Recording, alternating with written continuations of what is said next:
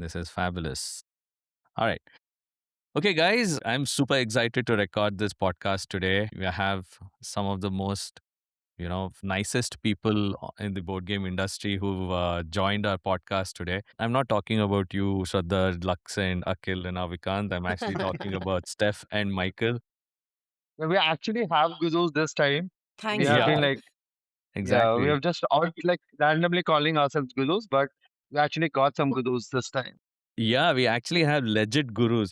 So that's in fact what I wanted to start this podcast by saying that this is not really the guild of gaming gurus today. It's a guild of gaming students. We are going to be taking down notes. Exactly. Yeah, because all of us, we've just watched your videos. I mean, I've had the and I'm super lucky to have met you in person. We've had way too much fun bitching about a lot of people, but but more importantly, me and Shraddha, we've realized every time we visit these conventions that people on the other side of the camera and who are actually creating the content and who are the main pillars of this industry, they're actually really approachable Yeah, we love Absolutely. being approached at conventions. and And very extroverted. extroverted. Yeah, that's actually true, right? I mean, damn. But it's really nice Yeah. to see you both. Every time we're at any of the conventions, just it just brightens up the whole day. The only thing is you drop in at the tail end of every day, and then I remember at Board Game Geek convention you guys sat to play Chai Garam, and that's the first time we met or something like that. And the rest of the staff is like, okay, you know what? We're closing the doors. Can you please leave? Have those photographs with us. All right. So before we dive into a lot of questions, we have a ton of questions. Be prepared. We Wait, I didn't really study want for to this. know we really want to know more about you guys, your journey into the hobby. When did it start? How did it start? And a bit about your, the work that you do at BGG as well. Please go ahead, Okay. Steph. Yeah. I'll start. I'm Steph Hodge, board gamer Steph all over social media. If you don't know who I am, Yeah. you can find me on YouTube and Instagram and BGG and all the places where you find board game content. Facebook's Steph Hodge. I have been playing since I was a kid, playing games, but I didn't really find the hobby until I don't know, maybe 2010, where I got seriously into board games. And by seriously, I mean, I play a lot of games. Michael and I play probably close to 600 new games a year, which is crazy. It's a lot. Yeah. Not to mention all of the repeated games. So I think I had over 2,000 plays last year alone. So it was a good My year. goodness. I know it's a lot. It's a lot. So to say I like games is a bit of an understatement. So, yeah, Michael and I like to stream on Twitch. We stream the rules, we stream playthroughs, we stream our top 10s every month of games we've learned. We stream all sorts of content. So, I know Falcon's really excited by that. He didn't sleep for a week. Well, oh, guys. So, I He's mean, like, I'm not going to sleep for a week until we record this podcast. yeah, and not just that, you guys were picking up some of our games to make the how to play videos. I was just super, I'm like, this is too simple for you guys. Why are you playing this game? But, it was Because we really, play all the All the games. games. yeah, That's right. Exactly. that is so motivating, right? I mean, it's like Indeed. they play all the games. They play whether it's super complex or simple. Mm. But more importantly, they play all the time. It's like, they're recording on Twitch, off camera, they're still playing the games. I think like how can you tell us how your day goes, like, in creating content? Yeah. So, I mean, I actually have a day job. So, actually, my introduction. Hi, I'm Michael Aldridge, and you can find me online as Bosun Michael. But if you want to see any of my board game content, just find Steph, and you will find me right alongside. You Right. can find all of our videos on YouTube. Steph neglected to say how to find our content, but I will tell you because I do it at the end of every one of our videos. You can find us on YouTube. Just search for Board Gamer Steph, and you'll find 2,000 and a few extra of Switchers. our videos online. Rules teaches playthroughs, game overviews, weekly recaps, top 10 videos, everything you would possibly want to know about board games. Or even better, you can join us live on twitch.tv/boardgamersteph every Wednesday and Sunday night, which would be Thursday and Monday morning for you. If you just put in when 5 p.m. Central is, convert that to IST, and you will probably end up at the right time. Middle of the night. And the reason why you want to join on Twitch is because you get to hear all of our comments between our videos when we're setting up the game, tearing down the game, Right. all of that. So Yeah. I got into the industry when I was a kid when into playing board games when I was a kid as well. And I don't really know when I crossed over into real games because I naturally just played whatever was in front of me. I remember playing Squad Leader at the young age of 14.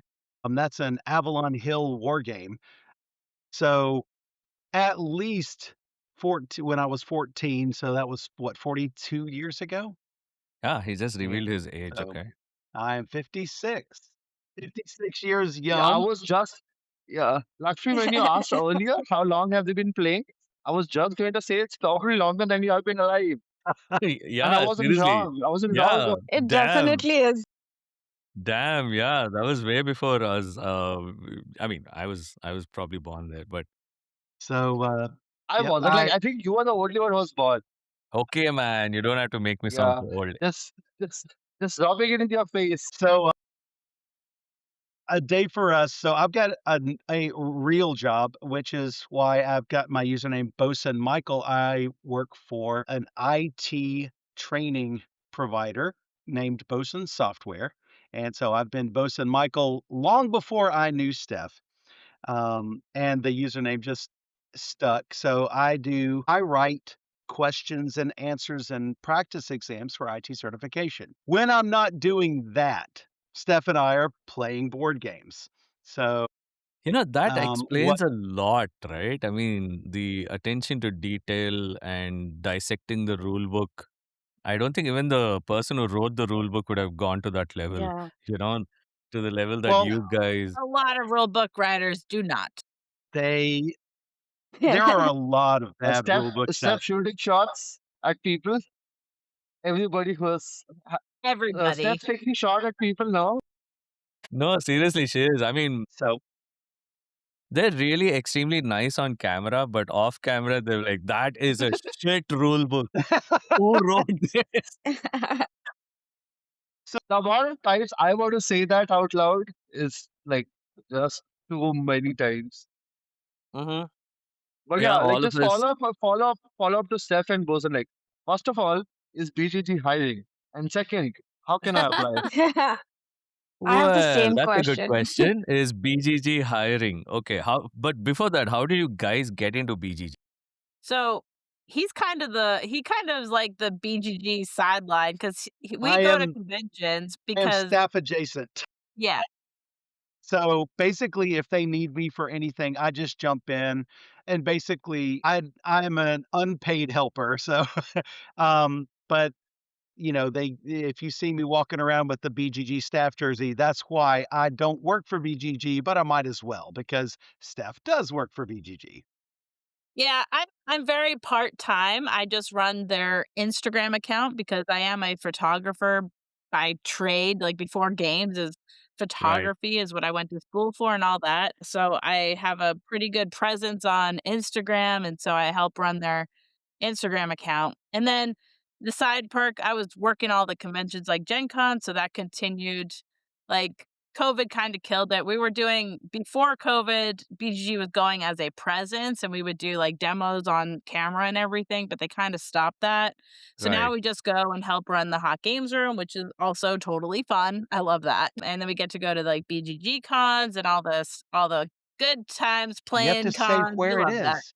If you come to Gen Con, we are not in the main convention center. We are on the second Right. floor of the Hyatt, Yeah. which is diagonally across the street from the convention center. Please come see us in the BGG Hot Games Of room. course. I mean, the way you guys run Hot Games Room is just amazing. In fact, Lux over here and Akil, they have been the pillars at Tea Talks where they handle the Absolutely. library. So the library has like 700 games or something like that. Yeah, this time we had And 700. yeah, and Lux introduced us to another brilliant genius who has downloaded all of the game data from BGG, and now you just scan a QR code, and you get the participant details and what game they're taking. So all Right? of this is what you guys were doing at Hot Game in the Hot Games room, right? I mean, like Michael is sitting at the computer and is like beep beep beep, and Steph is like letting people into the hall, and we were just amazed. Yeah, Steph Steph, the Lucky traffic black. cop. basically Shraddha is what you do. So we have Shraddha because you guys are not in anywhere close to India.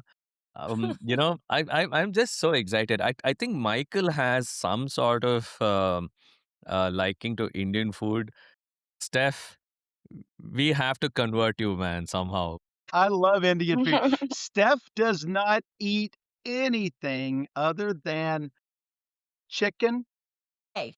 And when I say chicken, I mean a plain chicken strip, no stop. flavor, pizza, potatoes, French fries, which is also potatoes, And hey, More rice. She eats potatoes. rice. eggs, I Rice need and it. chicken. bacon, and that's about it. Yeah. Well, we get all of that here. No worries. I had a question just before we switch to another topic. I wanted to check with you guys. Your journey also started with volunteering at different conventions and just giving your time for building the Yeah. community and your way of getting your foot inside the industry. What was the intent and what kind of diligence does it take? Because, Steph, you say you've studied photography full time and then you started volunteering of course, you're now hired member at BG. But what does it take to really give it your all when you want to get into the industry? Because Mosaic Games at Tea Talks, we get so many applications for people now wanting to volunteer. Otherwise, people just want to take and not give. So, each of us who are joining here at the podcast, and in general, we've been there with each other over these last couple of years where we are trying to build the community. It doesn't matter which part of the country we are coming from. So, how does it go? What is your advice that you would give to our audience who's listening? What does volunteering for your community mean? And how do you think this community is going to grow here onwards? Oh, for me, I was playing a lot of games when I first got into the hobby, and I'm like, how can I keep track of what I'm playing? So I started a blog called All the Meeples of the Rainbow, and I would use my photography of taking these pictures, and I was just like diligent about posting. I post every week, which turned into 3 times a week. It was like a lot because I had a lot to cover because I was playing so many things.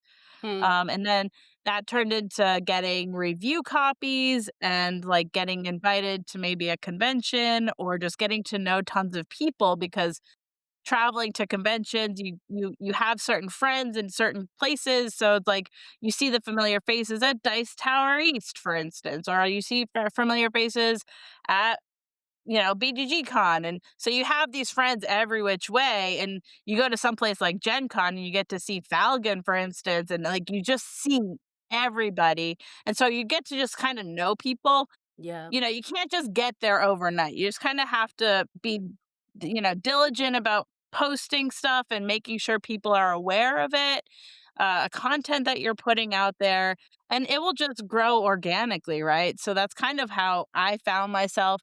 I ended up leaving my full-time security position, health benefits and good paying job because I got a job full-time with Renegade Games, which ended up not working out because they had unrealistic expectations for what I wanted to do. So I'm like, I can't stay in this job.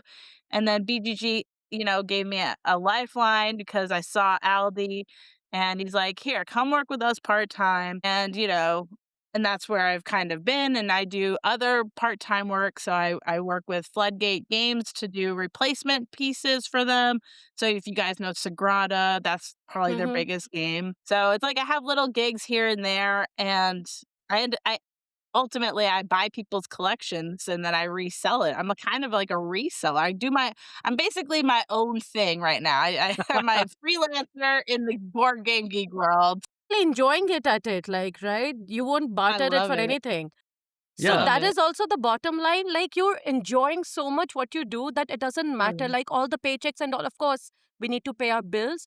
But doing Of what you course. love doing the most, and when you meet people at the conventions, that authenticity shines through. And I think that's something that each of us can proudly say when Lux is behind the counter, when Falgun is doing interviews, and Avikant is doing a guided gameplay, and Akhil is bringing Civilizations of Killer Rome out. games.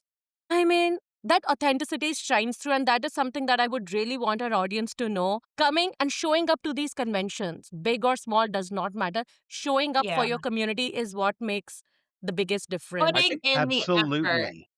Putting in the effort, I think, really is what matters, right? exactly. Meeting people and being personable, being friendly. Hmm, You want to be memorable to absolutely. publishers, to game designers, to reviewers. If you want to be noticed, be noticeable. And you have to put in that effort. Now, fortunately, Steph doesn't have to make any certain amount of money because you know, I basically handle all of the bills and all of Steph's money just goes into Steph's account. So whether she makes a little money or a lot of money, as long as she is doing what she wants to do, then I think that is the most important thing. But here's the catch, the flip side to that. It's really hard to earn a living in board games. It is possible. It is not easy because they say the quickest way to get $1 million in board games is to start off with $2 million. Good one, Michael. Good one. Yeah. Yeah. But that's not to say that you can't make some money in board games. I started off with my collection of games, which I sold off when I had my two boys. As they got a little bit older, I'm like, I should not have sold those games, and I started to reacquire them. I would take I would take a game and sell it on BGG and buy 3 more with the money that I got for that one game. And then I took those 3 games and turned those into 10, into 20. Eventually, I had 700 games and spent $0 for that. Then when, Steph and I merged our collections together, that became 1,400 games. Now Wow. we have literally over 4,000 games in our house. 180 of them are for sale because we buy people's collections. Steph is known, so we do flea markets at these conventions. Be prepared to bring money to these flea markets whenever you Yes. go to conventions because they have physical flea markets and virtual flea markets in a lot of cases, called otherwise known as VFMs. Don't Look tell those Falcon because he'll just buy a lot. Yo. those up Oh, all of us. on Board All of Yeah, Game us. he'll Geek. have, yeah, he'll have to go everybody to buy those. But Steph is known for being the girl that buys people's collections because they don't want to bring anything home. So they'll say, "Hey, Steph, buy my last 20 games and buy them for $20." Well, that's $1 a game, and then she could sell them for Wow. $5 to Hmm. $20 a piece. And I could also play them if I want. And that's Exactly. what we do. Or gifted The during ones we Christmas. I mean, there's tons of ideas with that. Yeah. And all it takes is just being a little involved in the community. Like you say, get involved in a flea market at TTOX. Yeah, But also with the game as an industry, I think other businesses that bloom around it, whether you're doing merchandise, whether you're doing game mats or you're doing accessories, it's amazing how people have been able to construct around it. Thanks, Michael. yes, Thanks, Steph, for those tips. I think the most absolutely. important takeaway from what both of you just mentioned is I think There is no shortcut to this. People have to get out of their small world and start creating content. I don't think it really matters whether you're an introvert or an extrovert because you can always just play the game and write a blog, right? Yeah, Steph Yeah, started doing the blog in 2012, I believe it right, was. We did not start streaming until 2020. right. So we are approaching our 6-year anniversary doing streaming. So Yeah. I think as of September will be 6 years. So we're not yet to 5.5, but we're getting there. But what keeps you motivated to do these content every day? What I mean, keeps you like it's a long motivated? grind, like just to keep doing content. Like for me to churn out like 2 videos a week is just like a lot of work.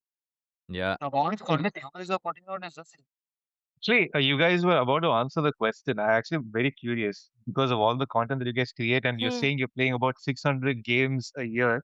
How does a typical day actually look like for you guys? Like you wake up and you start exactly. playing games. Is that how it goes?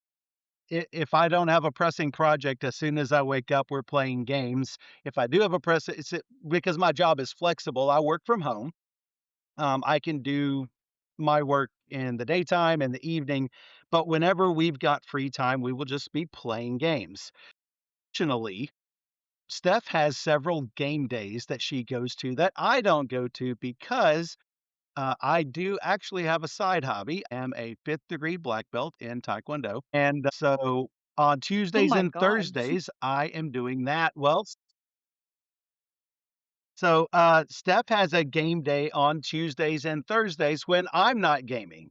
Um, she gets to play some new games that even I am not getting to play. For Okay. example, Steph had 600 new games last year. I was at 578. So I was still a few games behind her. So I think we don't like always play, but if we are playing like every Saturday with our group or whatever, we generally learn between 2 and 5 games, but also we do a big portion of our learning at conventions like BGGCon or the Gathering of Friends where we have big chunks of time where we just are playing games. So I think like a good part of our like learning games is at conventions where we have an opportunity with games we don't have, not that we don't have a ton of games. Our shelf of opportunity is very large. So Yes. it's like we So have a I lot. believe there has to be a bit of planning. It can't be bed to table kind of a situation, right? So if you can just shed some light on how do you plan creating content? Like, you have your Wednesdays and Sundays, some bit of planning. So at the starting of every month, you plan for the entire month. So how Now, does that practical approach Do you connect, just Steph, pick Michael? games from that so shelf or how is it? whatever. So let's say that, I've got to go to Taekwondo in an hour and a half. Hey, we can fit in a 30-minute game plus rules before we go to Taekwondo. Maybe I've got 3 hours beforehand. Well, then we can play an hour and a half long game, maybe a 2 hour long game. But that's the extent of our planning. It's like, hey, does this game look good? And we end up playing it. We try to play the Man. oldest first. Okay. Sometimes it is just a matter of we have a half hour to spend. Let's grab a really quick game. And the trend these days has been towards those smaller, Yes. quicker games. Yeah. Hmm. A lot of people don't want to spend 5 hours with a big, involved game anymore. I love those games, but a lot of the public, they're just getting used to Yeah. games. Small box They game. want to play 15, 30, 45-minute games. That's not to say that they won't at some point play those longer games. So when publishers send us games, if they have a schedule that they need things released on, we do prioritize those. And especially if they are sponsoring our stream, we will do full teach and playthrough for a paid sponsored stream. If it's an unpaid stream, then it's just whenever we can get to it. Right. Yeah. So I wanted to ask a Akil had a question. question. Yeah. Yeah. So basically, you guys say that you play a ton of new games, right? And you love the rules and stuff like that. Is it because you guys love learning new games and mechanics and things like that? Or is it part of the work because you have a ton of games incoming and it's partly work, but also it's board games and it's fun. So what is the balance there? Both. Actually, Steph has said this to me many times. The next game might be your favorite game. Right, Clickbait. Steph? And to follow up with that one question, do you still find time to play? Like you might obviously have a game that you really love and you always want to get back to. Are there other games that you always tend to go back to, or are you just flooded with new games all the time and it's hard to stay in the old table? Michael and I have different answers for this, but this is mostly why that I go to Tuesday group and Thursday group because I want to play the games I know and love, and this gives me more of a chance to do that. There are some games that Michael won't say no to, like Nemesis or Mosaic or something, but I think for the most Different part, Mosaic. Michael. Yeah. You know what I Yeah, mean, Mosaic the that's a bigger Civilization yellow game. box. Yeah. Yes, I know. Yeah. Yes. Yeah. But for the most part, Michael is looking to learn new games because we just have a backlog of a lot of games that we need to play. So we're often just learning games in this house. But that's And we one don't reason want why. the publishers to wait. I mean, for example, you gave us Udabumi at GenCon, and we just now got to it. It's not that we were avoiding it. It's just we have so many games on the shelf of Yeah. opportunity. And real Yeah. quick, a lot of people call it a shelf of shame. It is not a shelf of shame. It is a shelf of unplayed opportunities just waiting to be discovered because Yeah. the next game might be your favorite game. You just don't know it yet. And that's why we play all the games. You know, I always show off So at Tea Talks every time I pull out the Castles of Burgundy because I picked that up from you guys and I have Came into your, our hotel room. It's like, I want yeah. that one. Oh my goodness. It was like, if I had the money, I would have emptied, not the money, it's a suitcase space. Yeah, the suitcase. yeah. Yeah.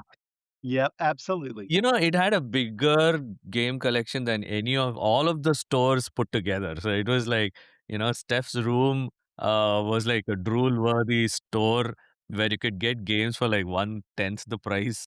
So that was a parallel consignment store happening, or you're talking about the BGGCon? Like, At where was at this? any convention. So it's a consignment store inside Steph and Michael's room. Dude, you did not tell me Accidentally, this. because So so good. when we go to conventions, people will sell us games on the virtual flea market. Well, we will pick those games up early, and let's be honest, most of those games we have already owned or played.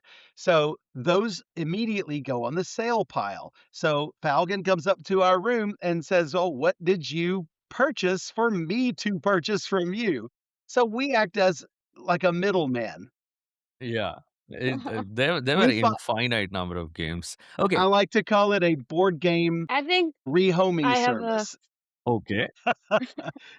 That's a good Hey, name. we have Foster all of parents. these games ready to be adopted. You know, we have so many questions to ask you. I'm going to start shooting some questions at you guys. Sure. BGG has taken probably decades to be what it is today, right? I mean, it's become like the go-to page. It's like the IMDb for board games. yeah. That's the Of course. easiest way that we can actually describe what BGG is to a complete noob in this industry, right? Yes. Like, what role do you see BGG playing today? In case, for example, if BGG didn't exist or BGG had to close down, I mean, shouldn't, wouldn't. It was shut. It was under maintenance yesterday. I'm like, oh my god, what am I gonna do? What am I gonna do? For like a few hours, it was down, and I'm like sweating bullets. I'm like, when is this coming back? Yeah, I mean, I a lot live of on BGG. I Yeah, live all on of the it. crowdfunding guys are relying on you for, for that one scrolling bar on the homepage. It's like a Hmm. big deal for people, right? I mean, it's like the one, it's like a dashboard for anybody in the industry. Hmm. And I love the Yeah. infinite scroll that the site has. It's like you can keep Yeah, they scrolling. changed that in the past couple of years. It's nice. Yeah. So I absolutely love that. So do you see Yeah, BGG playing a very critical role in growing the community?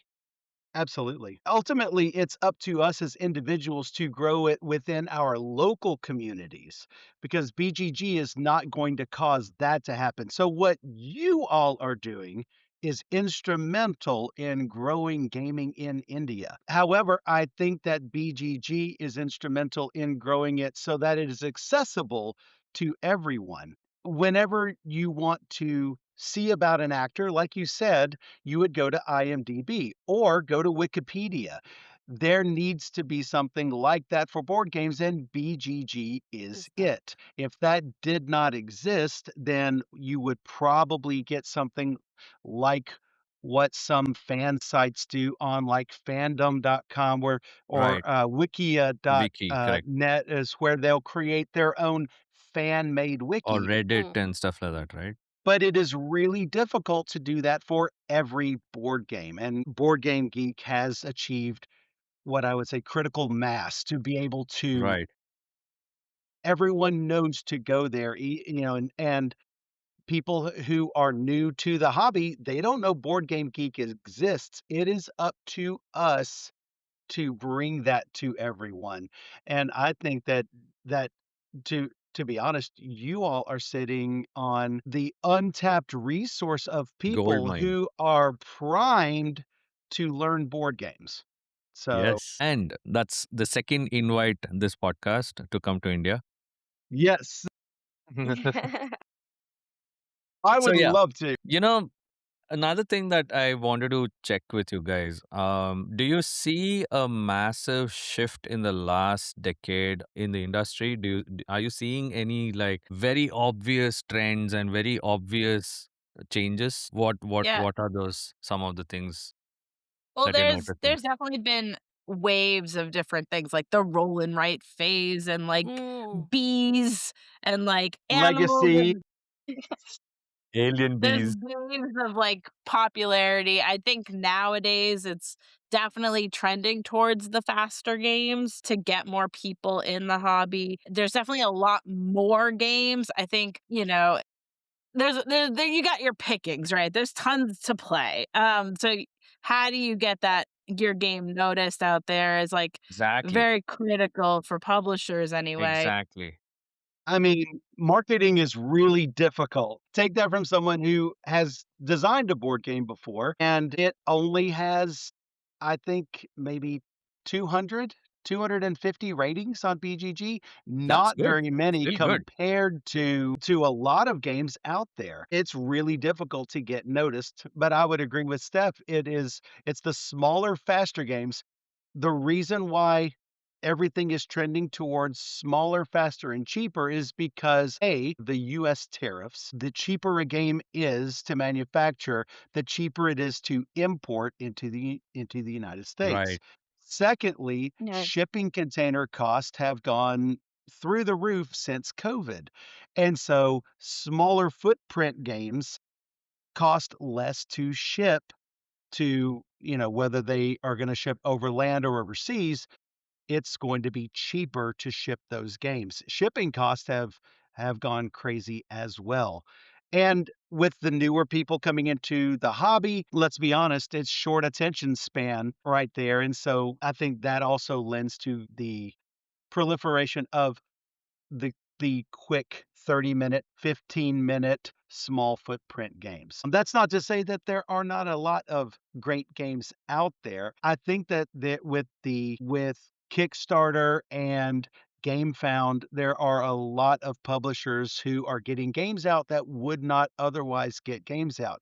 That's a good thing in that more games are coming out because the next game might be your favorite, but that's a bad thing because bad games get put out all the time too.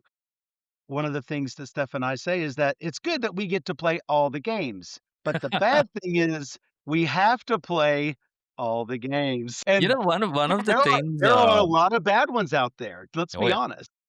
Actually, I want to ask a question regarding that. I was just thinking of it. So basically, I'm not sure how many people are familiar in the video game industry. There was this great crash, 1980s, where people were just making absolute shit games just to make a profit, and it just collapsed the industry, and it didn't recover for a few, I think, a decade or so. I'm not sure. Don't put me on it. Do you think that is a possibility? Because you're saying that so many people are also entering the industry and trying to make games, and probably not as good. Is that a possibility, or is that like potential future we need to be wary of in the board game industry, or do you think we are? So in the 80s, there were not a lot of video games out there, so whenever there were a few really bad ones, that is going to cause a crash. The good thing is that there are still a lot of good games being published and a lot of good independent or small publisher games still being Yeah. published. As I think as long as there are good games, I think that the problem of bad games being released will sort of fix itself. If a publisher puts out bad game after bad game after bad game, you're not going to trust anything from that publisher or designer again. If a publisher or designer puts out good game after good game after good game, hey, you're looking forward to that publisher or that designer to put out the next good game. Now, there might be disappointments along the way. Not every game is going to be a rocket hit. For example, Reiner Knizia. Everyone says, "Oh, I love his games. I love his games." I love some of his games, but he puts out so many games, some of them have to be not quite as good. And there are a lot of Knizia games I absolutely love, but they're not all 10 out of 10 games for sure. Now you just open up a whole different box. All right. Yeah. So, what are some of those publishers that you're 100% sure the moment they announce a game, you're going to pick it up? That'll be the I first am game you're never going. 100% sure. If I am more curious to know what you say. Yeah, I mean, there are some designers that I follow, right? Like, I love Vladimir Suchi games, right? I love Uwe Rosenberg games. So there are designers that I always want to play their game. I might not be first in line to buy it, but I definitely want to play it. but Well, but that goes for that's like everything. I always want to play it if I have an opportunity. But these days it's like I'm not part of the FOMO club, if you will.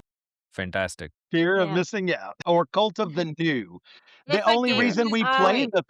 those new games is because they are sent to us. It's not that we must play the new games, but we are going to end up playing the new games. But real quick, what Steph was saying about Vladimir Suchi games, we just played a Suchi game that neither of us liked. Okay. I have to read So your blog for that. they are not all hits. Yeah, Yeah, I if mean, a g so, I one sec, I just want one more thing on this. If there is, like, a knockout game, it'll come back with a reprint, and it will get to the table more often than not, and I will have the chance to play it. Yes. that's a Hmm. good point. Yeah, if it's a good game Yeah. and an evergreen game, it is definitely going into another print and a second and a third print. Yeah, So that's a good validation. Yeah. I there have been publishers who say there's no way we're going to reprint this game. No, good games will come back unless there is an IP attached to them, like Battlestar Galactica, for example. It's going to get reprinted because people want the game. For example, Steph's favorite game, Ginkopolis. They swore that Really?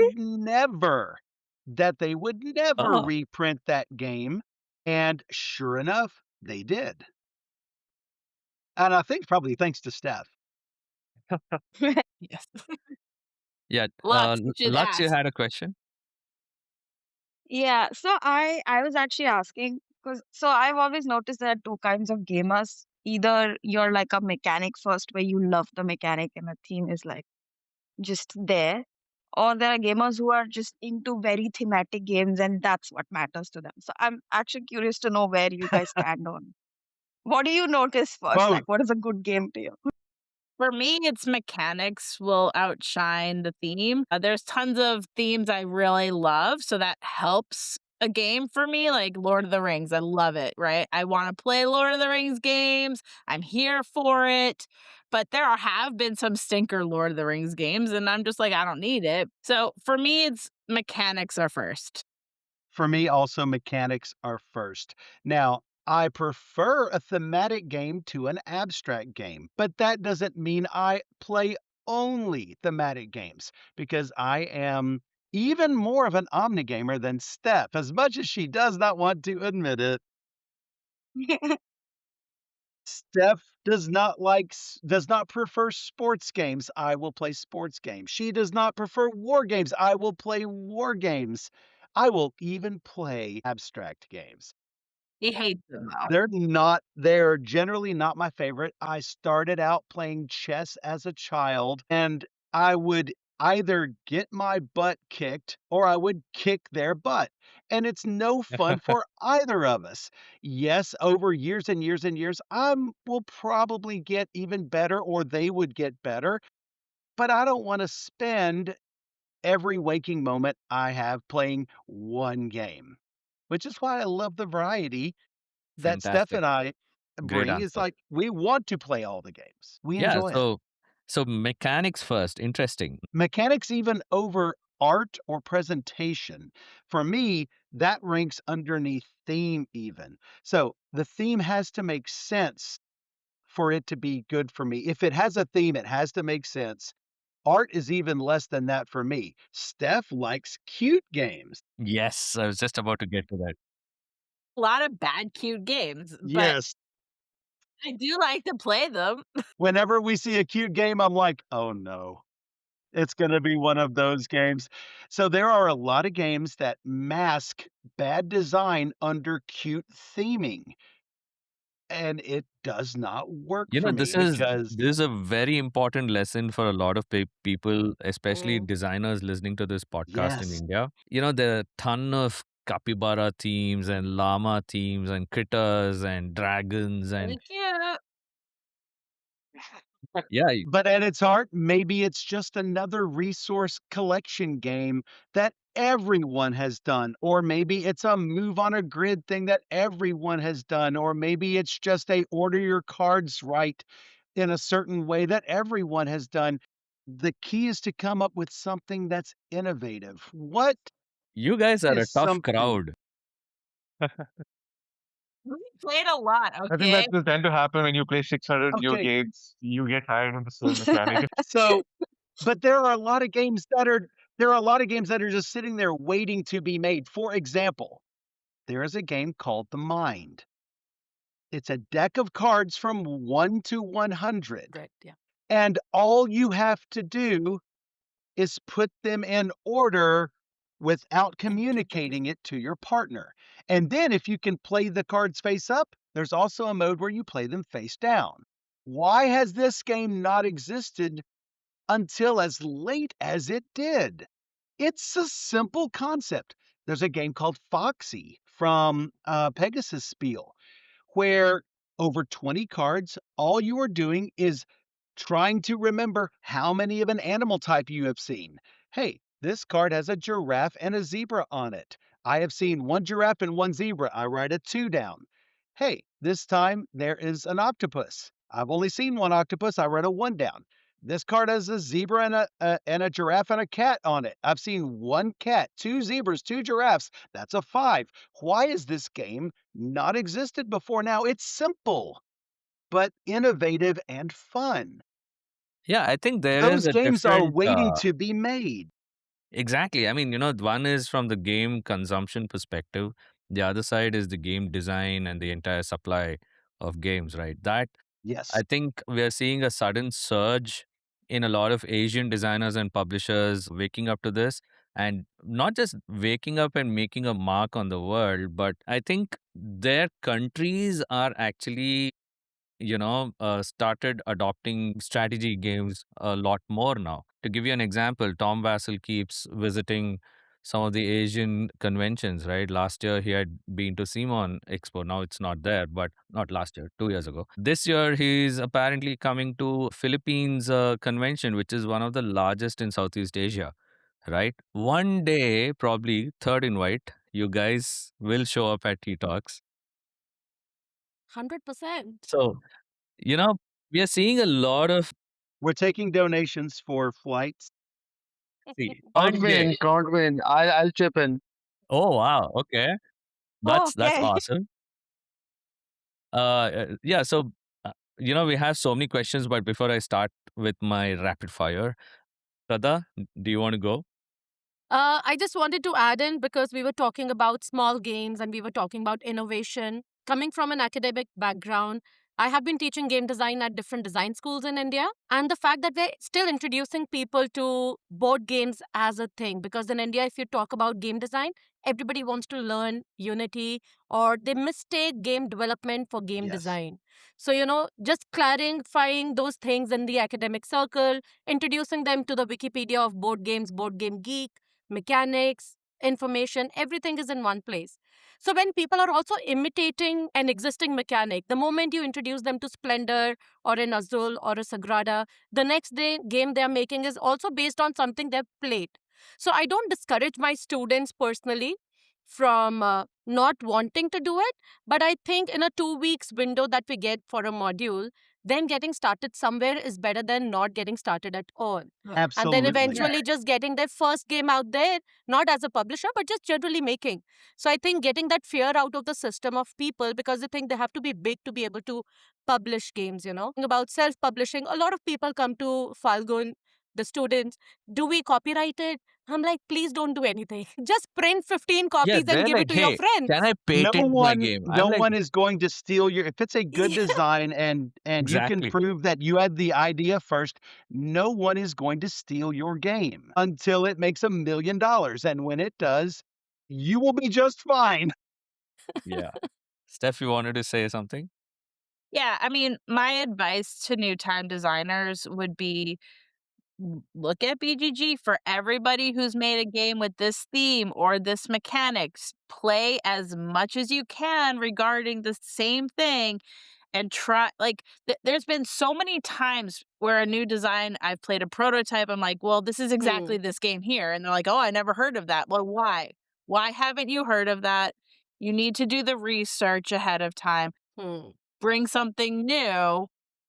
There's no And excuse not for just the not same thing. seeing it. Yeah.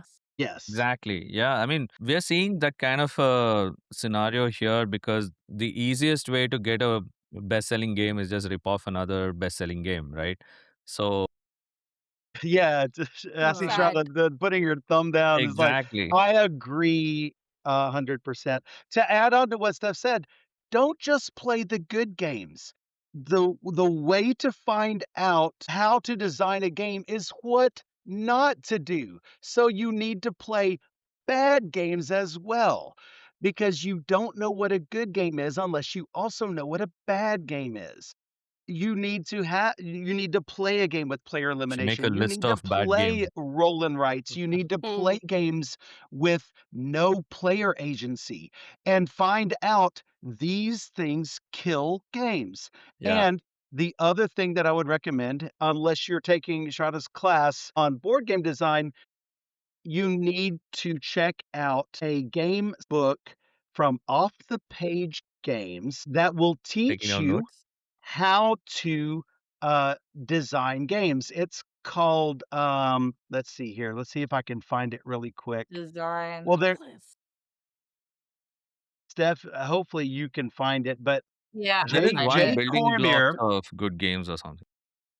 Cormier has Okay. created a board game design class, basically a book that will teach you the good things and bad things about board game design. If you're a first time designer, even if you're not a first time designer, you need to at least go through this and go, yeah, I know this already. I know this. Ooh, this is new. I haven't noticed this before. It's fantastic. And for someone who hasn't played a lot of games, it can be eye opening. Yeah. I mean, Definitely taking this is notes. super valuable because our 15th edition of our game design workshop is starting this weekend. Yeah, Highly this recommend, that from Jay I'm Cormier. definitely going I just to have check to this game out. I mean, book out. Oh, design your destiny, running out of time. Help the characters in the story by playing, then fixing the games within the book. Nice. Design your destiny, running out of time is the name of it. Highly recommend it. Got it. Noted. I think all of us are extremely curious about it as well. So, first Yeah. question about conventions and communities, right? We there are so many conventions in the US. I think there are close to 300 plus conventions that are happening in a year. How do you, I mean, which one would you prefer? A community driven convention like Board Game Geek Con or a Gen Con or a PAX or something like that? Which one would you She's Easy choice for me. Steph, really go ahead.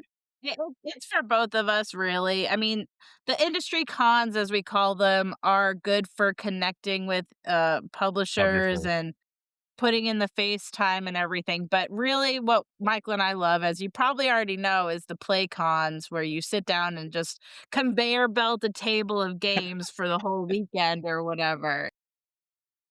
Our local convention is called Tennessee Game Days, and it is a play convention or community-driven convention. It's only 800 people or so, but they have one in the spring and one in the fall. So that's two more chances for us to play a 4-day weekend of games, and that is what we prefer because at Gen Con, all it is going to see new games, to see the convention hall. It's really as much as a lot of people play games at Gen Con, we play very few, if any, games at Gen Con because it's work for us in the publisher and designer and, I guess, content creator space. Yeah, I mean, we've seen the amount of effort you put in. The Board Game Geek Conventions library is, oh my Amazing. goodness. Yeah, that's like, just the alphabet A is like an entire hall, right? That's like infinite number of games there. I mean, how many games are there in the game library at BGGCon? Approximately, uh-oh, I think we lost Steph. Approximately somewhere between 5 and 8,000 depending on what they've decided to bring or cull. That's not even their entire library. Yeah, it's like Their entire 22,000 games. library is several thousand. Every spring, they go through their library and take out the ones that have not been checked out often, or they have multiple copies of and are trying to go down to 1 or 2 copies, and they will sell them for charity. People will give maybe $10, $20, $5 for these games that have been, uh, I would say, gently played. For some reason, the people who go to BGG Con tend to take care of the games as if they were their own. So I Exactly. have never been disappointed with acquiring one of those games. By contrast, we have purchased games from Dice Tower East when they have culled their collection, and out of 5 games that we purchased, not one was playable. Oh, wow. Not God. one. So I don't know, maybe they just don't take care of their games as well. I don't know. Somebody's okay. I just Shut hope up. this Shots fired. podcast doesn't. Hey, No, we love Tom, but the games, they were just not well taken care of, we'll just say that. yeah. No, I think probably they play them a lot and abuse them or something like that. I don't know. But I think it's because the collection is much smaller than BGG, so, like, people are repeating plays of, like, the same thing, and Yes. ultimately pieces will get put on the floor and forgotten about or whatever, and it's just not complete or whatever might happen. do you still see, goof ups or anything like that happening at BGG Con? Because we've seen the super meticulous way. I mean, the whole process of somebody taking a game and what happens. Do you know what happens at the hot games room, like the whole process? Do you check every component when the game is returned? So we did have an issue of one game going missing from the Oh, BGG Hot Games room, damn. and we are considering procedures on uh, how to curb that. That's the first time that it's happened, though, Under and Steph's watch, how did this happen? it just walked And right not out the on door. 24/7. We're the At GenCon, the hours are 10 a.m. to midnight, and we have a range We of have shifts, group. yeah. Right. So we're there maybe a third of the time, I would Yeah, say. you need Shraddha. Yep. Like, you don't See, sleep? So now we've got to get you to Gen Con, right? yeah, Shraddha is our the thug in our team, so we just send her. Yeah. And we'll borrow her from the Mosaic booth. That's right. Yeah. Yeah. And you could be the guard. But But Like, there have also been other little instances where somebody came in with a VIP badge and the whole group came in with this one badge. Now, that's not how things are done. oh, Whoever checked in these people was not following procedure. Yeah, as Steph says, it wasn't me. So they're not watching the video, Steph. You have to actually say the words. I'm just convincing them it wasn't me. So a whole group of people came in on one VIP card because we give them to publishers, for example, sometimes and allow them to come in. Anyway, whoever this VIP was took out the deluxe edition of Ready, Set, Bet and spilled a drink all over it because Oh my God. they were getting a little rowdy and spilled a drink all over it. Fortunately, it was salvageable because of the neoprene mat. But it was after somebody in working the hot games room went over to them saying, "There's been a complaint because you guys have been so loud," and then they continued to be loud They and then did that. continued. I'm like, the No. whole thing was ridiculous. That's So so not done. now, Yeah. again, that's exactly what we just discussed at Tea Talks as well. Yeah. this is at the BGG Hot Games room. As far as what bad things have happened at BGG Con itself, I would say very few things have gone wrong Hmm. at BGG Con. Fantastic. I can imagine. I know of one time there was somebody who decided to do a raffle during the flea market where they had these lollipops or suckers where you would take a sucker for $1, and if it had a bottom that was colored, you would win a copy of, I believe it was Gloomhaven. Wow. And that is actually against the law in some places. I believe it is not allowed at BGG. And fortunately, uh, the person who runs the flea market at BGG Con basically told him he can't do that and he can't sell ever again Hmm. at the flea market. Great. It didn't even have to go up the chain to Aldi. There are a lot of great volunteers at BGG Fall and Spring. The Team Geek members are second to none, I would say. If a convention wants to model itself after a convention, I would say they need to see what BGG Con does and duplicate that. That's It's exactly what we smooth. 100%. did. It's our Yeah. favorite play convention. Yeah. Awesome. So in fact, Noted. it was after BGG Con on the flight back to Bangalore. We were like, dude, this is the model that will work for India. You know, we are not Hmm. It forcing people to absolutely will. buy. Yeah, they have to just play the games and get their Hmm. hands dirty and open it for long hours. It's not just for 8 hours Yes. or 7 hours like Hmm. SN No, or Now, all GenCon. day, all night. Let's for go. for those of you who are listening who are unaware of the differences between a convention like Gen Con and BGG Con, outside of the fact that one has a huge vendor hall and BGG Con has a Tiny smaller vendor hall, vendor 30 hall, vendors.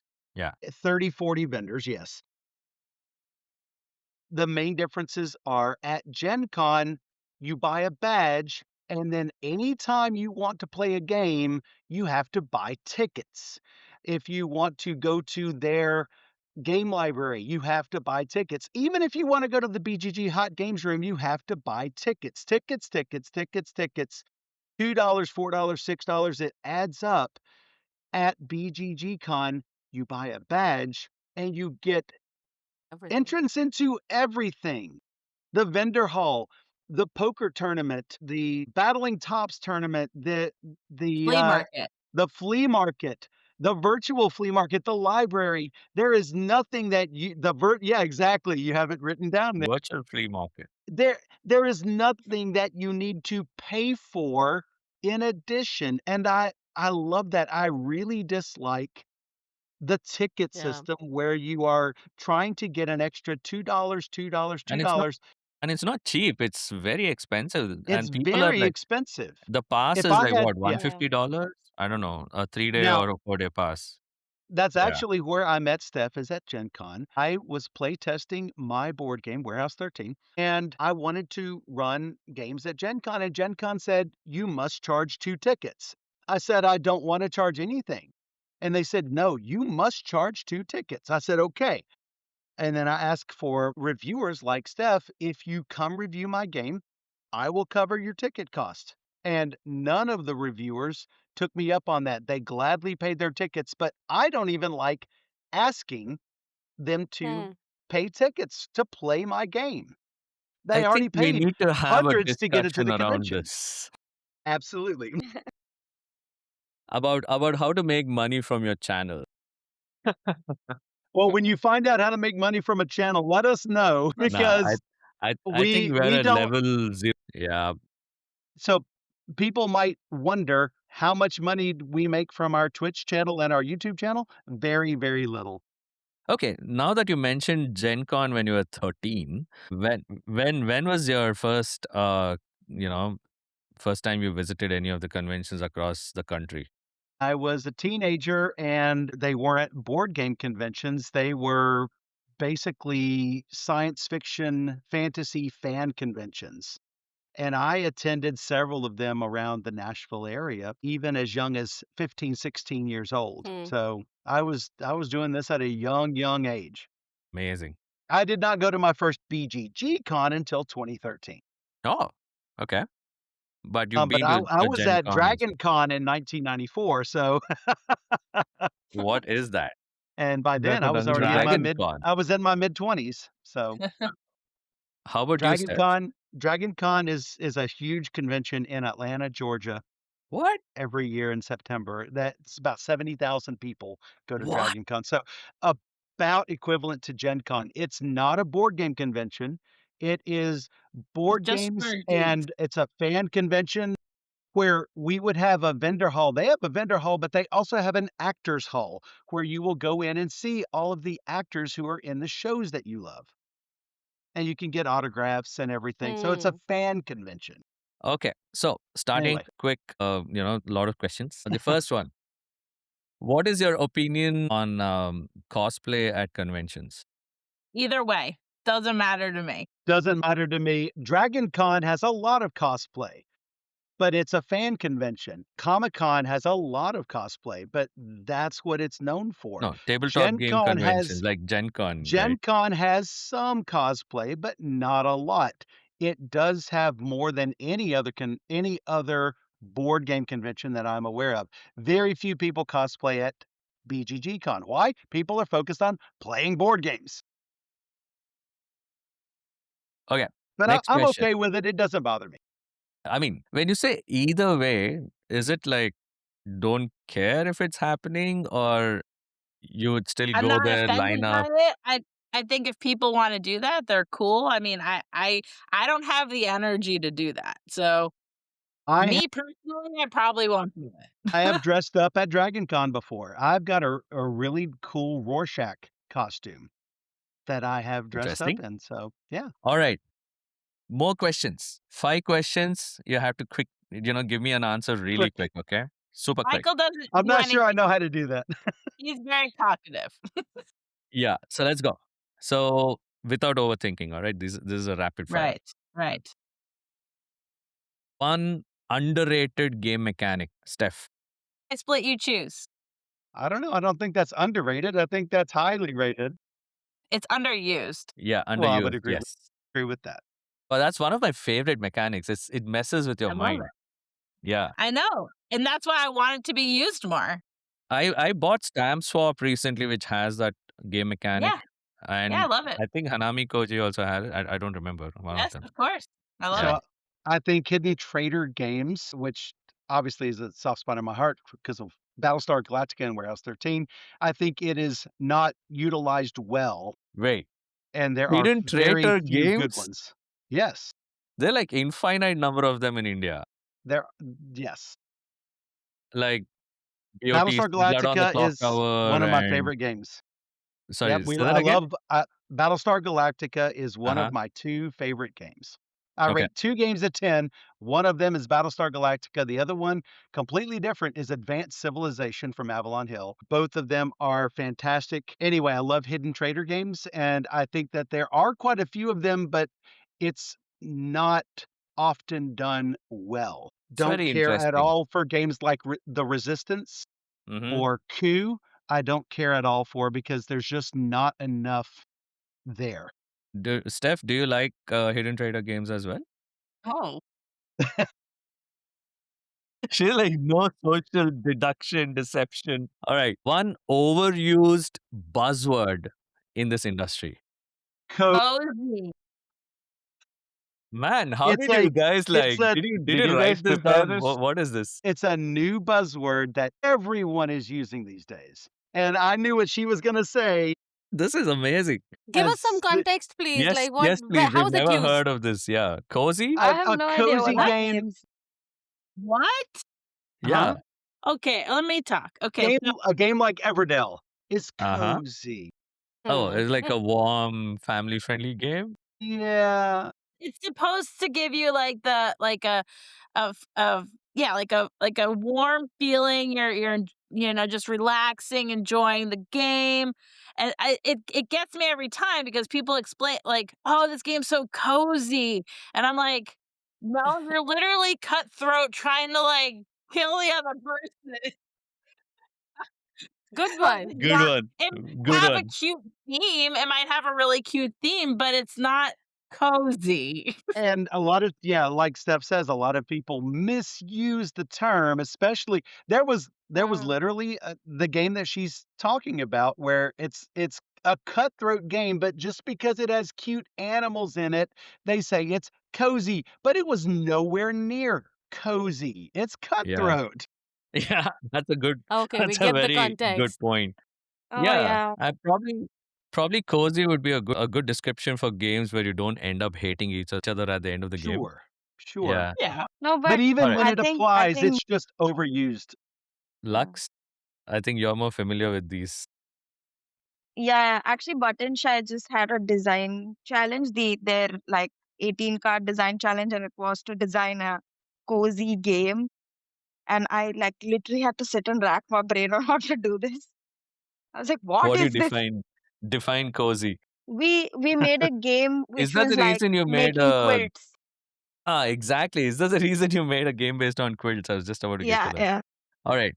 Okay. Do you like games with digital aids or, any sort of digital or a physical or a reference card? What do It you depends how it's used, but for the most part, if used effectively, I do enjoy Yes. it. Like Lord of the Rings Journey in Middle Earth, you need an app, or Mansions of Madness, you need an app, and I think it's really well done. Mm-hmm. Return to Dark Tower, need an app. There are a lot of games that can use an app but don't require an app. For example, Vantage, you are not required to have the app. I think you can just use the books Just themselves. use the books, yeah.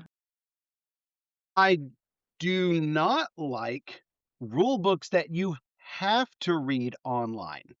Yeah. So if it PDF. is a digital enhancement or even a digital implementation as part of the game, that's fine, even if I have to have internet access. But don't make me go to the rule book Yeah. online. You need to have Great a point. rule book that I can access right in front of me, not where I'm scrolling. Great point. Yeah. Do you Okay. Yeah. One Go on. second. Do you feel the same way about like when there are extra scenarios and things like that on a digital Vantage is space? Like for filled with example, infinite scenarios. yeah. Which Yeah, one? but I think there are some games which have like base scenarios in the rule book, and then they'll have Yes. extra ones that you can scan and play later. Oh, no, that's fine. I am just fine with that. Yeah, that's like bonus content for That's me, and bonus I content. appreciate the effort to give us more content. So Like for Yeah. me, Well, that's Uniboomi, fine. you could have 3 scenarios in the Uniboomi rulebook, and then if you had scenario 4, 5, and 6 online, that would be just fine. yeah. Thank you. Because that's not a rule that I'm having to reference. I would be just fine accessing that digitally. Shout out to Mosaic Games. I have tears. I'm just wiping it off. All right.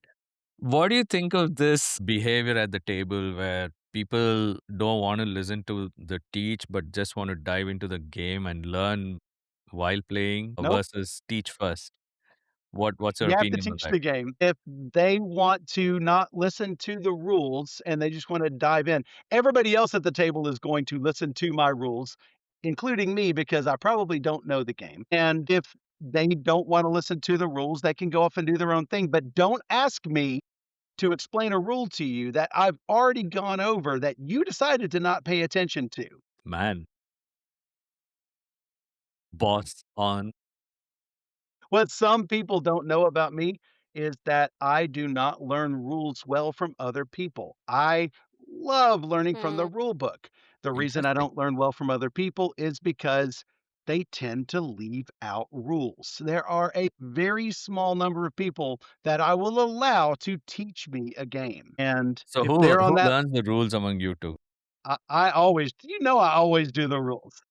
There is one thing that I wanted to mention when we were talking about bad rule books. Anytime we have anything that we find in a rule book that we don't know the answer to, we will almost always reach out to the publisher or the designer to find out what was the intent Context, yeah. for whatever. What did you mean for this? So for Chigaram, we reached out to Falcon and said, what is meant by this part of the rule book? Because when I tell the rules to other people on stream, I want to get it right. There are not a lot of content creators that care if they're getting the game Oh right. my goodness, We yes. always want to get it right. So we're always, for you to boo me the other day, hey, what are the rules for if they're on the stairs instead of on the wall? Is that considered protected or not? And Falcon let us know what the right answer is. And so we always do that. Falcon, how many other content creators have reached out to you and asked you questions? But we always do. Yeah.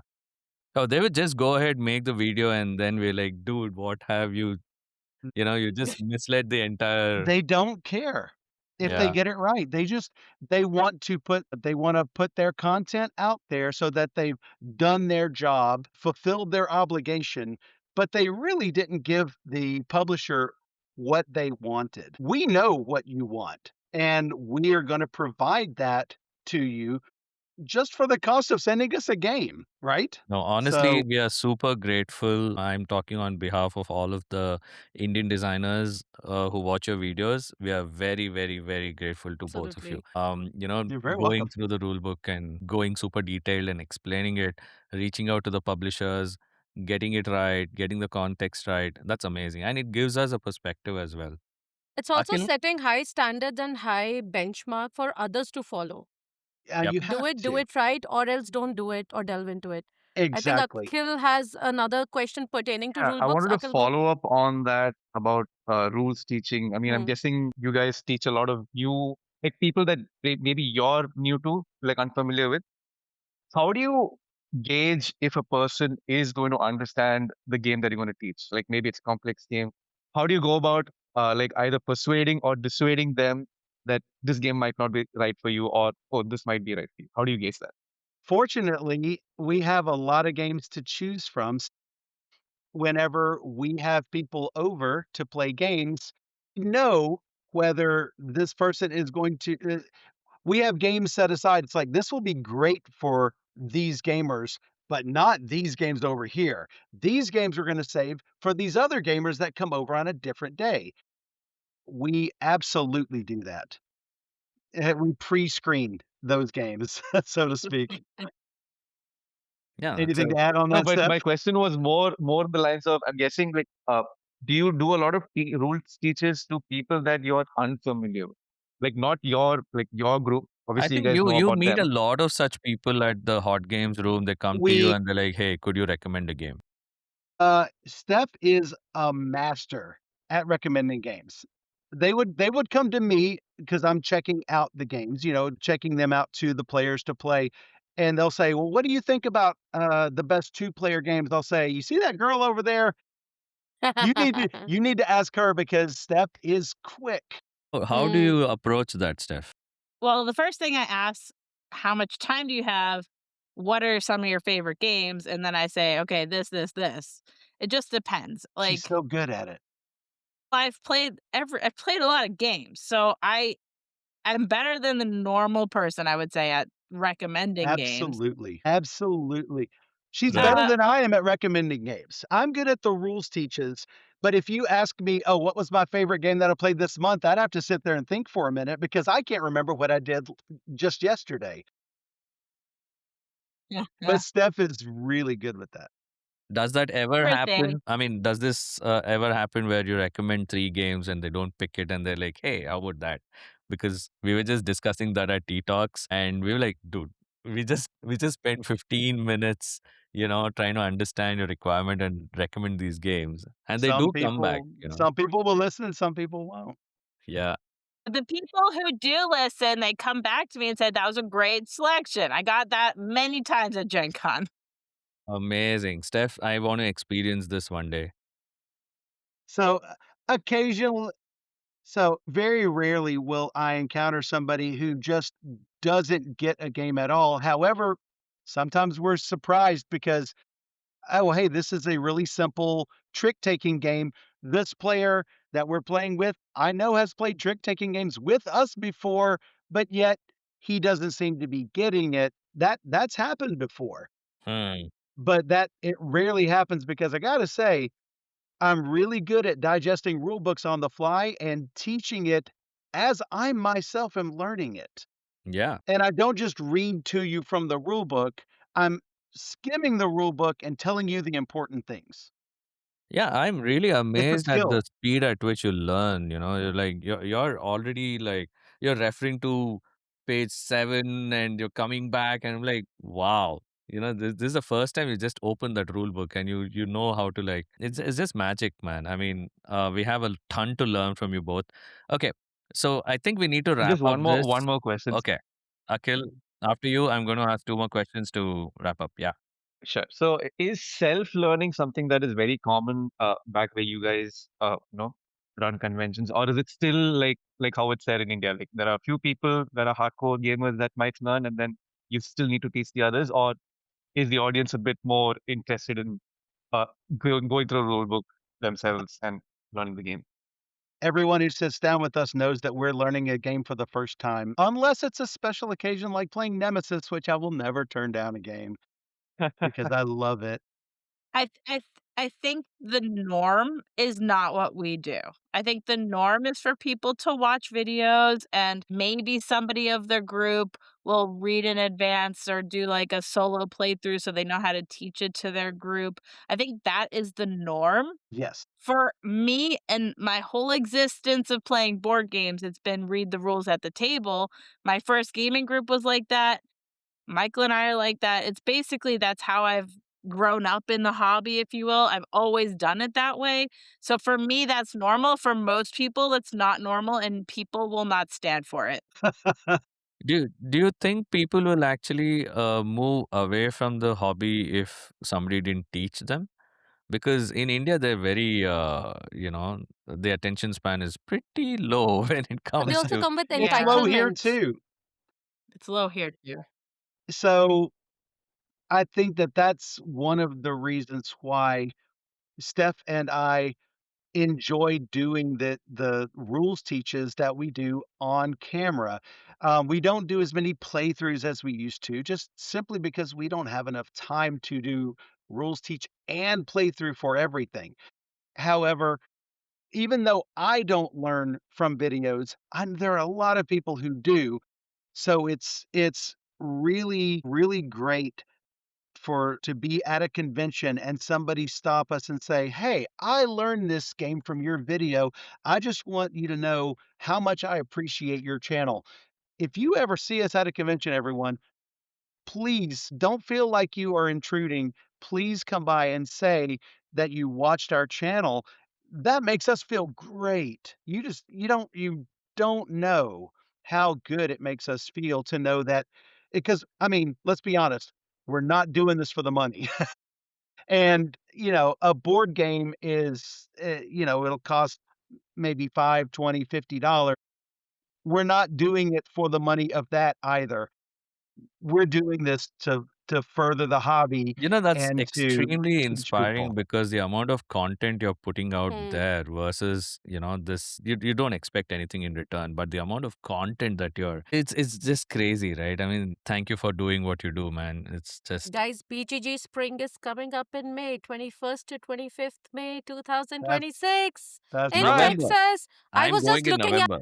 I was just looking at the months. I'm like, maybe that's the next place one should be at. Yes, Come to 100%. Dallas. That'll be great. Oh yeah, and I think that's at a Hyatt as well, right? It's very well Yes. Yes, it is. organized. Spring is at the Hyatt at the main airport in Dallas. Fall is downtown. Oh, Yes. okay. I didn't know that. Huh. So, but they have a rail system, so it is possible to get from the airport to downtown without a lot of hassle. You might have to change a train once, but And the most at least awesome they thing have a is rail system.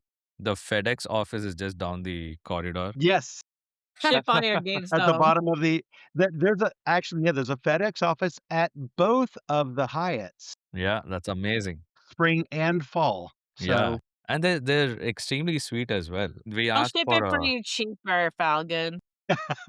I'll I club know. mine with yours, Falgun. Yeah, we always have. BFM, guys. All right. So last question to end this awesome podcast. We we don't have absolutely to stop. We could just keep going, make it the extended session. yeah, invite Why number not? 4. If you're here in Bangalore, we could have done this overnight for like 24, 36 hours. Anyway, so yeah, last question. What's keeping you super optimistic about this hobby? And do you see that you're going to be putting in the same effort or more in the next 5 to 10 years? What is keeping you extremely optimistic? The next game could be your favorite. Mhm. I Yeah, mean, I mean, I just like to play all of the games. Michael even said to me yesterday, he's like, "We might be out of the jobs, out of our play teaches because AI is getting so good. So who knows what's in Not store?" No, the AI is not good enough yet, but eventually, Yeah, in I 5 think years it might be. yes. However, you're still not gonna get the personality that a human is going to provide. Authenticity can never be ripped, yeah. Now, I'm not gonna be this young 56 forever. Eventually, we're probably going to settle down and decide to play all of the games, all of the old games that we love. But that's not coming anytime soon. I mean, we've been streaming for 5 years. I don't see us stopping within the next 5 to 10 years, but who knows? We still enjoy bringing you all of these rules teaches. So 2,000 videos will eventually become 10,000. that's amazing. But how about you, Steph? I mean, what is keeping you optimistic? Uh, I how do you mean, motivate my each other my to do love this? of board games hasn't diminished at all. Like, I still wanna go to my Tuesday and Thursday groups. I still have tons of friends all over everywhere, including India, it's like I want to maintain those friendships. I moved to Tennessee from the Northeast. I miss all my friends in the Northeast. So it's just like bringing people together is like my love the people. I love playing games. I love how it brings us together. So for me, I don't see that it would change. Steph was worried that she would not find as large of a gaming group down here in Tennessee that she has in the Northeast. But I think that, she has been pleasantly surprised by having a Tuesday group, a Thursday group, Saturday people coming over. Now we've got a Monday group that she's going to. Who organizes these meetups? The community. This is where I think that the Indian community can thrive by doing the same exact thing as what Yes, we are doing here. 100%. That Monday, Wednesday, and Thursday group, one of them is just a local person who has friends come over to his house, but the Monday and Thursday groups are meetups at one of them at a brewery, and the other one, both of them are in a brewery, right, Breweries, Steph? yeah, different So, breweries. But or they it's could it's be founded on our like local town's Facebook page for gaming. So we have a group for our town. our game group, and then everybody posts, oh, who's coming to game night tonight? So just having that Facebook group brings new people in because they can search board games in our town and then, just join the group and see what's going on. So And new you That's a might, people are coming fantastic all point. the yeah, Yeah. time. but you might say, "Oh, well, you live in a metro area of 2.6 million people. Of course you can find gamers there." I'm talking about these groups are in our small town of 150,000 people. Wow. If you have got, even 50,000 people in a town, 20,000 people, 10,000, you can find a gaming group, or if you can't find one, start your own. You would be That's what surprised. Akil did, right? Yeah, Yeah. No, so I mean, this is great insights. To give you some insights from our side of the world, India right now is adopting board games, tabletop games at a rapid, exponential rate. Okay. that's great.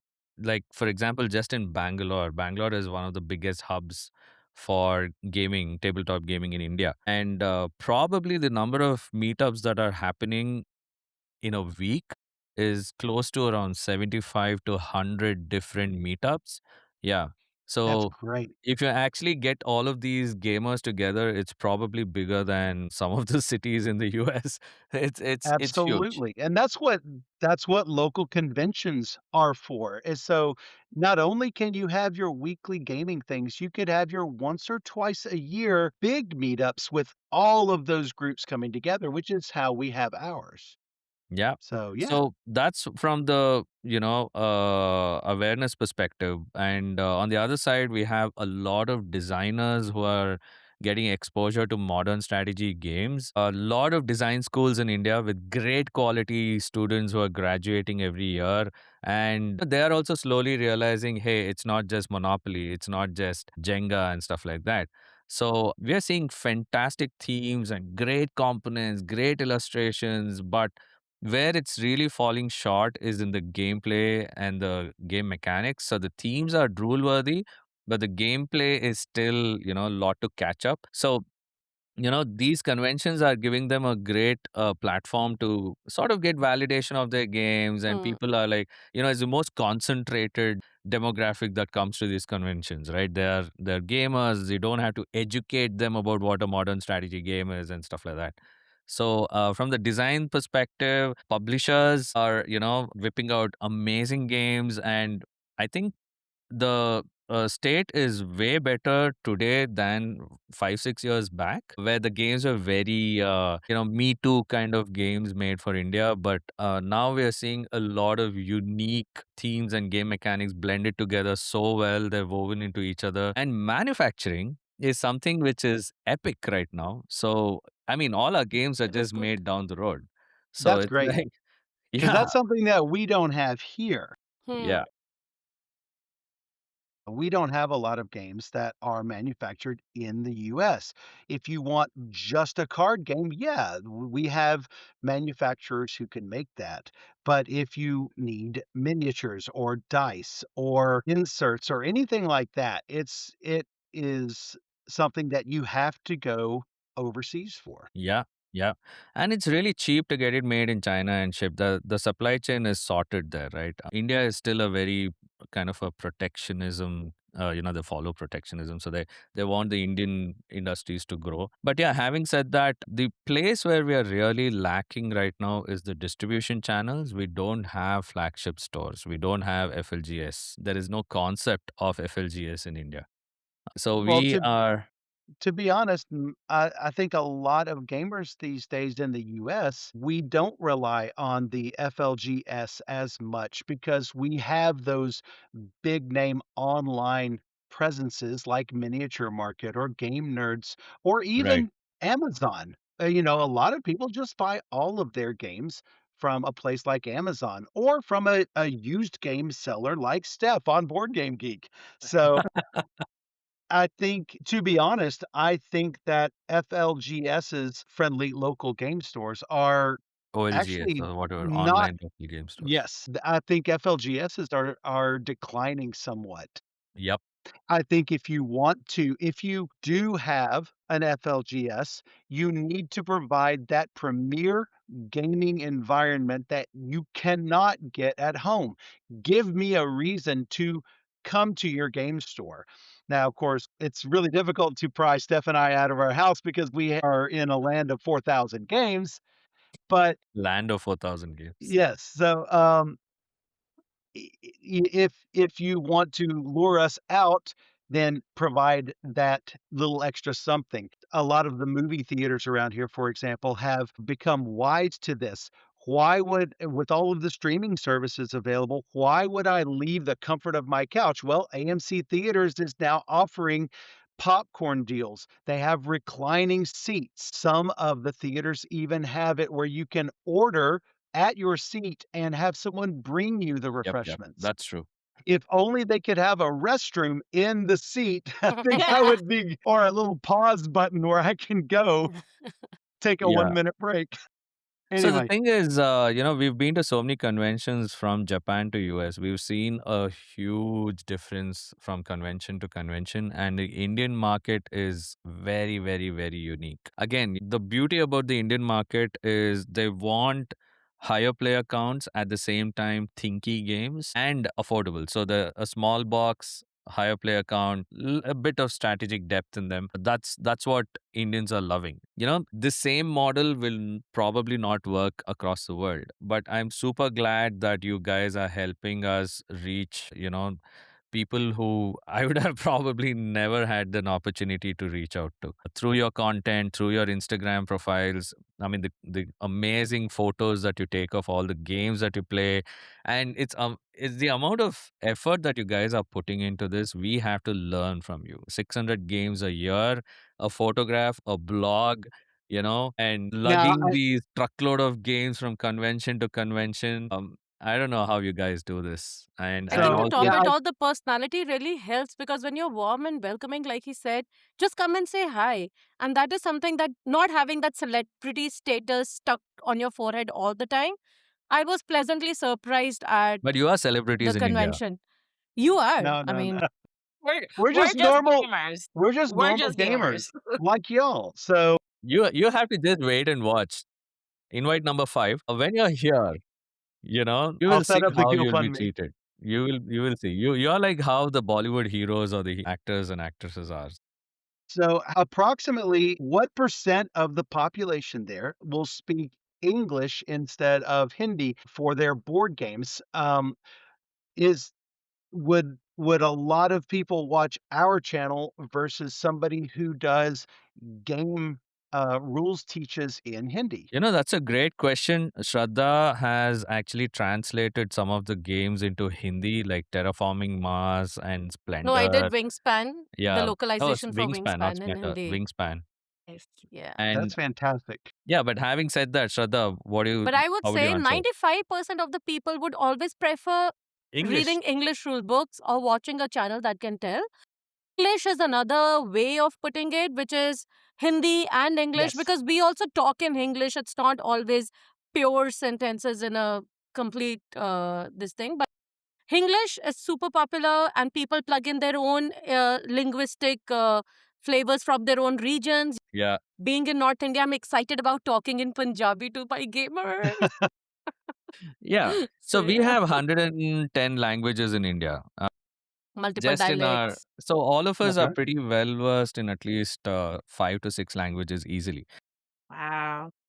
But English It's is, amazing. yeah, even an auto rickshaw driver or a street seller would whip out amazing English.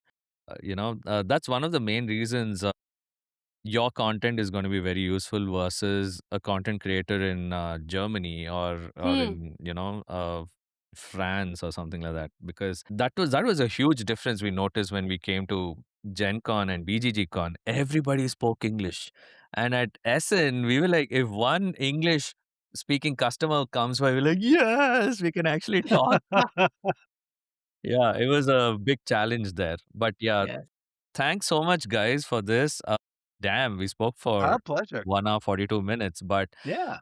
I think this is one hell of a Worth podcast it. for everyone to I listen. mean, Totally the worth time it. flies whenever you're sitting around just chatting. with friends because You just made a that's lot how more friends today. we treat our stream as well. Is that yes, we're teaching you the rules to the games, but all of the in between and after game video content that we do on Twitch, the stuff that you're never going to see on YouTube. For example, we talked for an hour with people on our channel In just the because chat we didn't have window. anything Yeah. that we were talking about. It's Yeah. just having a conversation with the people on stream. You know, And I I need to think, do that again because I think a couple of years back I would be bored in the night at 3 o'clock or something. I would just log into your Twitch and you uh Panda would be there. What's her name? yes, Panda Angel. Yeah. And she'd be there and I would join in and you would be like, "Hey, welcome Palgun to the." I'd be Yeah. like, "Damn, how did you even notice that I just joined?" It'd be like, "Yeah, so thanks guys. So Thank you so for much." content creators who are just starting up, my advice to them is not particularly to copy what Steph does or what I do. I think find your own groove, find your own thing, but most importantly, no matter what you do, pay attention to the people on your channel and interact with them. Great point. Everybody, you can always see people telling rules, for example, but you don't Building always get connection. people who are interacting with the people on stream. Now, we have had people on our YouTube channel complain. They'll say, I don't like how you interact with all those people. Well, that's fine. There are plenty of rules teachers out there who pre record their videos. That's not us. If you want someone who is going to interact with you as if you are at my table, that's how Steph and I do our videos. Fantastic. I think that that speaks to people. Yeah. I think that was a great point. I mean, Shraddha, let's make Absolutely. content. Let's start creating content first. And, but yeah, Um, so I just want to end this so podcast by saying that, this is probably just an introduction to you guys. Probably we'll have to record another podcast we at the should, yeah, end of we this can do year. it Yeah. again. Yeah. One thing I want to say real quick, like let's say that that you guys start your own channel, for example, Hmm. and to where you're creating rules content or something like that. This is not a relationship where it's Steph and I versus Shraddha and Falcon and company or the gaming gurus. It's a family.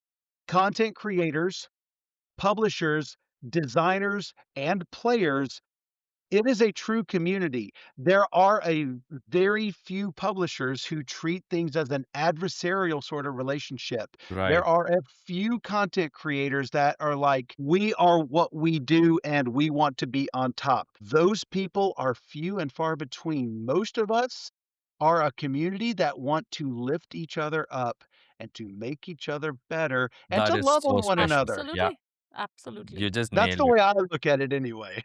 No, that You've was nailed it in the fantastic. head, on the head. Exactly the reason why each one of us comes together and look forward to meeting each other Yep. every single And I chance wanted to that say we that before get. we stopped because I want That's a everyone to great know point, Michael, really. this is interaction. This is not competition. We all lift one another up.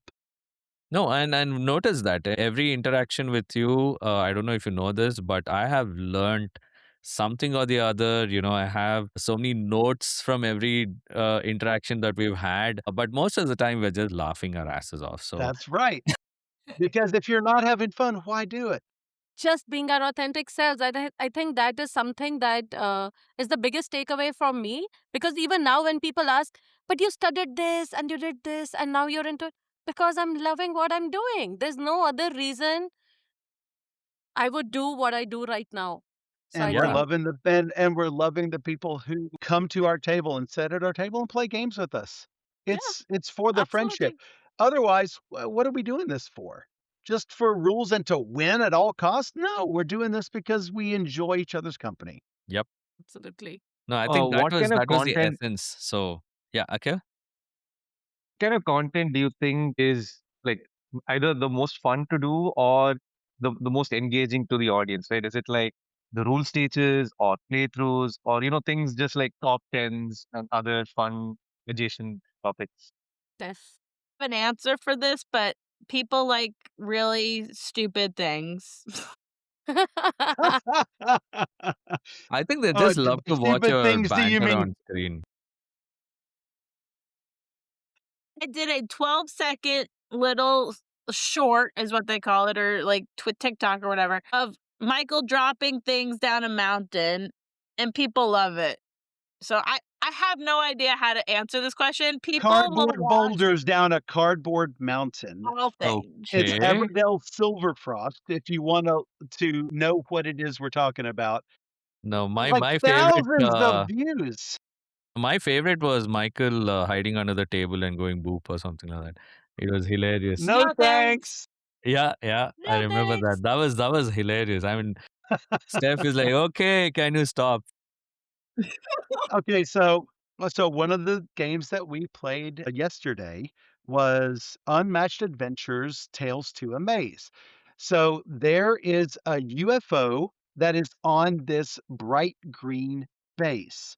Well, we have a green screen camera that we use to take close-up shots. So It wouldn't this was show. totally unplanned. But we took the bright green base with the UFO and put it on our close-up camera, and it looks like a UFO is just hovering there on screen How with no cool. strings or anything, and then I go and, like, make him take off. That is so And cool. I think that if you go to twitch.tv/BoardGamerStuff, I think that clip is still there that one of our users has clipped, and it's gonna stay there for a few days until Twitch deletes it. Yeah. Twitch is like But 45 days or something like that, right? Or something 90 like days. this. Yeah. But I want you to, probably we should do a podcast on content creation where you show us your setup Absolutely. and your, Hmm. tell us how the mic setup is, the camera setup is, how much production goes into this, It's It's a you lot of know? pain. It's a lot of pain. and We when want to share OBS that with you. Okay. updates, everything breaks. And OBS, yes. so I say, don't update unless you have to update. But every once in a while, you have to update because Windows gets updated or Mac gets Not updated or whatever. compatible and And that's gonna break something in OBS, which needs to be updated. It's a pain. yeah. You We know had you No. love microphones what go you out. do when you are using OBS, because OBS is a pain in the butt. And if you go through everything I've been through, you're Damn. dedicated. I was just Yes, about to install OBS and try it out. you need to. A lot. If you plan on doing it, it's worth doing, but man, it's a We are pain planning sometimes. to streamline it as much as possible, where the mics are connected to the cameras and the lighting is all sorted. So we don't need to do any post production. It's going to take That's some what we time. do. We do Yeah. No zero post-production. post. Yeah. Yeah, but you have amazing internet bandwidth there. We are not blessed with that You do. kind of network. No, So no, Falgun, it's not that bad, yeah. I think that, okay, guys, we have a topic for the next time. Content yes, creation is going to be the yeah. focus. We'll get a couple of other people as a roundtable discussion. I'm just saying it out loud so that Falgun agrees to it and finds how do we want to get other people in. There's no So, boss here, Michael's, no, man. no, We there's no just create. boss, of course, Yeah. but you handle the riverside. You do a lot of heavy lifting, We are right? all gurus, right? Yeah. We are So, students. We have No, no but boss. I was so happy. I'm so happy right now that I got to introduce my favorite people on this side of town to, my favorite people on the other side. So yeah, it was amazing. Probably we should do more content, man. This is fantastic. This is a great collaboration. I hope you have time for another podcast sometime. I will bug you guys anyway. So Talking is easy for us. yeah, Yeah. but yeah, it's the time zones and stuff like that. So we took Like four I say, months to get this we're podcast. late nighters, so it's fine. It's Yeah, midnight here, and you know what? I'm still awake. I'll probably be awake for another 3 hours. damn awesome. All right, guys, you have an awesome night, and we are starting our day. We have a lot of things to look forward to. We're going to I think we're going to exchange some notes after this. Nice. Yeah, because we are still budding, like the whole community and all of this is probably just 2 years. People have never been to a convention in their life in Bangalore, in India, right? So they're getting a feel of how it is across the world, and we are trying to bring bits and pieces of that to India. So it's still budding, but with people like you and this kind of content which is available online, and the way you have fine tuned it for our context today, that was very important for us. Yeah, I think let's have more conversations in the future. It'll really help us, and you're helping the Indian community grow as well with your Yes. tips and just your, Tricks, yeah. the way you approach everything. So much of love, and you're just free. I mean, we don't feel like we're talking to celebrities or like shit. Okay, we're not supposed to say We're these. We're not. We're just like I say, we're normal gamers. Yeah, So it's not that we hold some special kind of key or power or anything. We just want to make board games accessible to everybody. So and hopefully we do a little part of that. We're not doing this for any sort of celebrity status. We Hmm. just love games. There'll be a amazing. t-shirt that says divided by borders, united by game. So that's what That's right. we are doing.